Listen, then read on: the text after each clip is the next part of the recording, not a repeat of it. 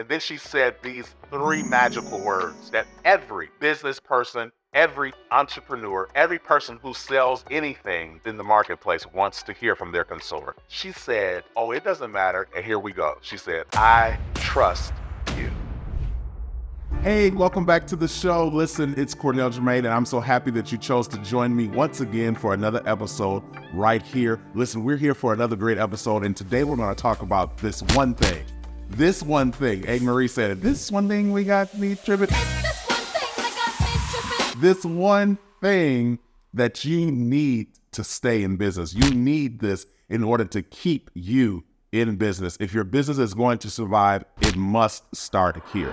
Listen, there's something that we've all been a part of, and you've done it, I've done it, sometimes knowingly, intentionally, and sometimes unknowingly. And that is, you've been a part of something that we call in business word of mouth marketing. Word of mouth marketing is an opportunity for a consumer to share their experience with someone else, their experience with your brand, your product, your event, whatever it may be. They market your business by just having a good experience. They now want to talk about it and share it. You get what I'm saying? You've all done that. I've done it as well. And I've been on the receiving end of it as well, because I've been in the business for many years. 99% of it is built on word of mouth marketing. This client has a great experience. She shares it with her sister, her niece, her cousin, or the lady in the grocery store. And now so-and-so wants to come, and now they want to come because why? This person, this individual has used their ability to communicate, and they used it to help you grow your business in a very casual and what we're going to talk about informal way. But let me give you a working definition. It's very simple. A working definition of word of mouth marketing. Now, word of mouth marketing is rooted in something that is necessary across the board when it comes to relationships. And I'm talking about your personal relationships between your boyfriend, girlfriend, your husband, wife, or your significant other, and your business relationships that will be between your supervisor and you, or you and your subordinates, whoever it may be. And we're going to talk about that one thing a little bit later in the show, but I want to talk about the word of mouth marketing as a definition. Let's define it. Word of mouth marketing is an informal communication. Get that? Informal communication between individuals about products, services, or a company. That means your business. It's an informal conversation that happens at the picnics, at the holiday party, you know what I'm saying, at Sunday dinner, informal, and they talk about their experience with you,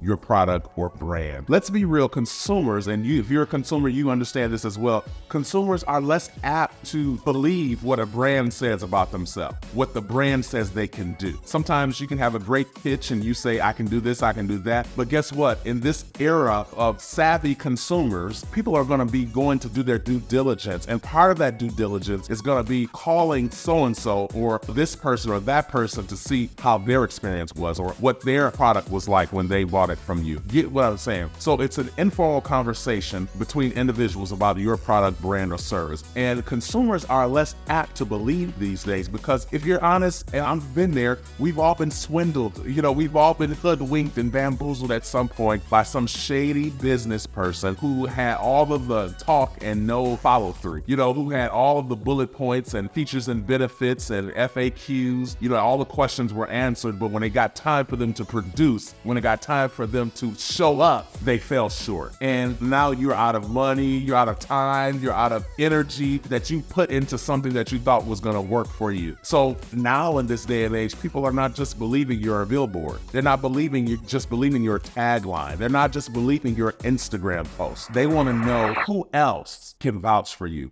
Someone outside of the circle of business that you do, someone outside of your company, someone outside of your customer or sales rep, someone outside of your company that can say, hey, I can vouch for them. They said they can do it. Guess what? They get it done. And I've been on this end, you know, like I said, most of my business comes from this word of mouth marketing. And it let me know that it's important that you do what you say you're going to do. And if you can't do, then you say that as well. I remember a time, and we're talking about word of mouth marketing, we're talking about the opportunity to share about someone else's business. And I remember a time when a friend of mine needed a videographer. Now I work in that media space, so he knew I had worked with probably or had a roster of people that I use, and he wanted a referral. This is how word of mouth marketing works, you know? And I said, okay. And I went to my list of people, and there were people that came at the top of my head that I wanted to refer to him. And I say I wanted to because obviously I couldn't, and there were reasons why I couldn't. But I wanted to refer them because I felt like they were good. I felt like that they could get the job done, and I felt like they needed the break. And so there are some people who believe in you so much that they possibly, because I did, would put themselves on the line to give you work or give you the referral, knowing that it could be beneficial for you and your business. But I couldn't refer a few of these people that I have in mind to this friend of mine. And the reason wasn't because they didn't do good work. Catch this. It wasn't because they couldn't do the job. It's because they didn't do good business. What do I mean? They don't follow through. They're sometimes not on time. Sometimes at the end of the project, it may take them weeks to get their finished product. And I knew this particular friend of mine was very persnickety when it comes to certain things. And I said, no, I can't refer those people to them. I can't refer them. And it broke my heart that I couldn't because I knew they needed the break. And I knew he was someone who, when he comes to town, oftentimes needs videographers for different projects and things of that nature. But because my experience with them was such, I knew I could not trust. And that's the word that I want you to lean into, because that's what it is that you're going to have to build with your consumer in order for your business to survive. I knew I could not trust them with him. So I didn't refer them. And I referred a couple other people, and he picked one out of the people that I referred, and it all worked out. But when it comes to that word of mouth marketing, understand this. When you're talking about the experience that you have, the exchange that you have with your consumer, there are people that come to you. There are people that utilize your services. There are people that buy your products that will not refer you to their friends. Shocking, right? Because you're like, well, if they come to me, why wouldn't they want to tell their friends? It's because most times in those conditions, and it was true for the incidents that I'm talking about and the individuals that I'm talking about, is I have a love for them. These people that I'm mentioning and I have in mind, I have a love for them. And my love for them lends them a lot of grace that people that don't know them would not have. The people that don't know them are not going to have as much grace for them and in their inconsistencies. And I understood that. So I don't mind doing business with them because I know how to work with them. I know where they fall short sometimes. So when somebody exercises this word of mouth marketing, vouching for your business, your service, your product, they're putting their name on the line as well. It's not just your product that's at stake. It's not just your business that's at stake. It's their word, their vouching, their endorsement that is at stake as well. And if I had referred these friends to these clients or these companies or individuals to my friend, I knew it would come back on me if some of those inconsistencies and inadequacies came up in his experience. So don't think just because people are coming to sit in your chair that they're willing, or people are coming to buy services from you or to come get products from you, that they're willing to tell everybody about you. Because in the back of their mind, there might be some things that you do that they just tolerate. I'm going down a rabbit trail here, but I want to make sure that I understand this and uncover this fully. This is why surveying your clients and customers is important, because there are some things that they will say on a document, on a Google form. There's some things that they will say in that survey that they will not say to you face to face. There's some things that they will say in the email that they will never say to you in front of you. So survey your clients so you can really get a real feel for their experience and how they feel about their experience with you. Because some people come and get services or buy products from you just because it's convenient. And not because they're so wild, not because they're so in love with their experience. It's just convenient. And it's a lot more convenient for me to go here where I know I can at least get it done versus trying to find somebody else and going through the process of vetting someone else and finding where I can get someone and seeing if it's just more convenient for me to go here. Because at least I know what I'm getting. Do I love it? Not so much, but it's convenient. And it takes a lot more energy to find someone or something else. So survey your clients. That's just a little tidbit. Survey your clients. But when it comes to this word of mouth marketing, it's so important. And you want to have an experience like what I had with a client who was referred to me by someone. And this client referred a friend of hers who I did not know, and it was her wedding. And she texted me and said, you know, I'm referring so-and-so, and gave me just a little tidbit about who she was and what she was looking to have done. And the client called, and she just called to make an appointment. And I said, okay. And that was what it was. And when she got to the appointment, you know, I'm thinking bride, and I've dealt with a lot of brides. So I'm thinking, okay, you know, we may need to consult and try to figure out what it is she wants. And we might need to even, I was surprised that we didn't do a consultation prior to her appointment. But I said, okay, whatever. She had already told me that she only wanted to use her own hair, so she didn't want extensions and all that stuff. So I said, okay. But I was already in my mind thinking of different looks and different ideas that we could do because I know, okay, this is a bride. She's going to want it perfect. She may have a veil, a tiara or something. So when she came in and sat in the chair, I said, Okay, well, I got some options for you. I said, so, but what are you feeling? How's your dress? Tell me about the look and what it is that you're wearing. and she said, Oh, I'm wearing such and such. she described her dress and what it would look like. And I said, Well, what you feeling? You feeling something all up? You want a half and half? You want this? You want that? You want... and she said, Oh, it don't matter. and then she said these three magical words that every business person, every entrepreneur, every person who sells anything in the marketplace wants to hear from their consumer. She said, Oh, it doesn't matter. and here we go. She said, I trust you. those are the three magical words that every business owner wants to hear. I know you thought I was gonna say, I love you. No. I think that's what you say to your book. You know what I mean? She said, I trust.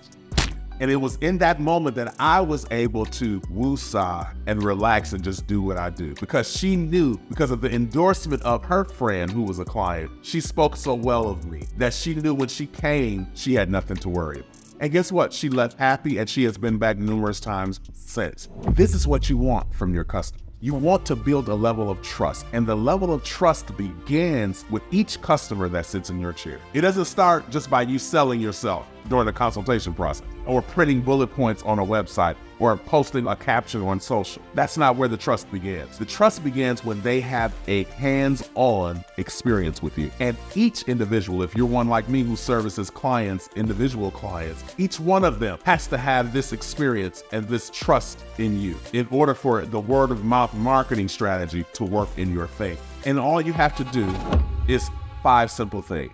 Trust is T-R-U-S-T. There are 5 things that you need to be in order to develop this trust. Now, granted, it's going to happen over time. It's going to happen over time, but here's what you need to understand. Trust is something that builds first with the T, and that is transparency. You must be transparent. To be transparent, it speaks to your openness to communication and accountability, which means you're open to communicating and sharing what it is that you feel about whatever it is, especially when you're talking about creative spaces where you're creating something for someone, or you're doing their hair, or you're doing their makeup, or you're building something out that requires this creative energy. Be transparent and communicate with them based on what it is that they need and what it is that you can do. Second, you must be reliable. You got to be reliable. Reliability is being consistent in good quality and performance.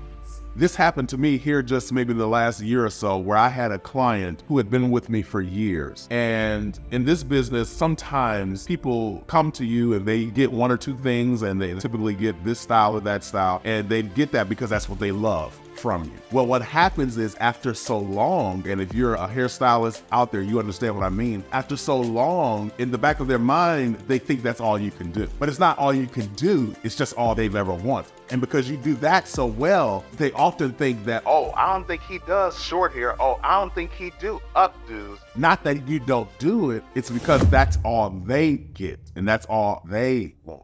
So this happened to a client of mine who had been coming for years, and all of a sudden I didn't see her, as consistently, and then it was just like months before I seen her again. And I figured she had probably been going somewhere else, and I was okay with that because my thing is this. People spend your money where you want to. Ideally, I would love for you to come spend it with me, but you could spend it where you want. And if you don't want to spend it with me today, then that's your prerogative. So that was my position on it. So she texted me one day, and the text was strange because, granted, I didn't know she was going somewhere else. I just assumed, but it wasn't my business, so I didn't pry and ask and all that kind of stuff. But she texted me one day and she said, Hey, I want to come back home. and I'm thinking, looking at the text like, okay. So I immediately knew, okay, she's been going somewhere else. I said, okay. And I just went on to schedule her appointment, and that was what it was. And she showed up to her appointment, and she shared with me at this time where she had been and why she had left. And she said, Well, I've been wearing it like this. I didn't know if you could do that. I said, yeah, I'll do that. I said, I didn't know that's what you wanted. I said, if I'd known, yeah.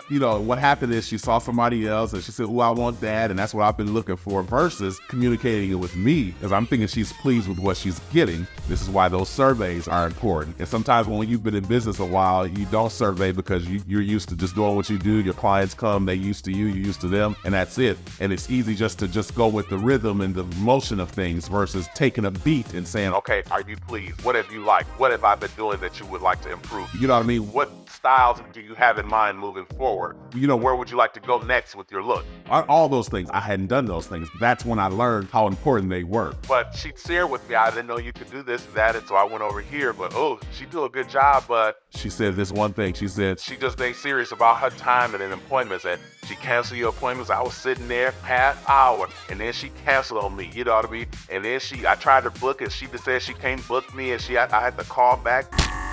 all this stuff. What was she experiencing? She was experiencing the fact that this individual that she was going to was not reliable. She got good service, but when it was time to get the next appointment, she never got a response, or it took her weeks to get back with her. Or she scheduled the appointment and she would cancel on her last minute. That's unreliable. So if you're gonna build trust with your customer base, you must be reliable. Next, you must have understanding. You must have understanding, which means you have insight or good judgment when it comes to your craft, skill, or service.